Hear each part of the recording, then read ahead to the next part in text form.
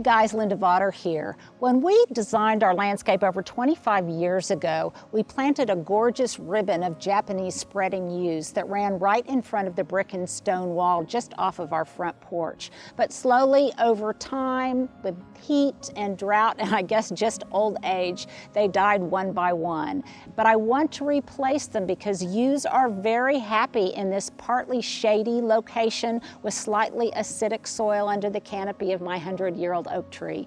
But this time I'm planting them with yews that are even more drought resistant, heat tolerant, but equally as beautiful. These gorgeous plum yews, Yewtopia, from the Southern Living Plant Collection.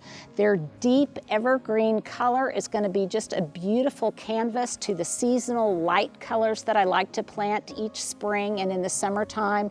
And again, they're just going to be a fabulous backdrop. They love living in this location. So if you need a reliable, heat-tolerant, drought-tolerant, even deer-resistant evergreen for a part shade to shady location, look no further than Yewtopia Plum Yews from the Southern Living Plant Collection.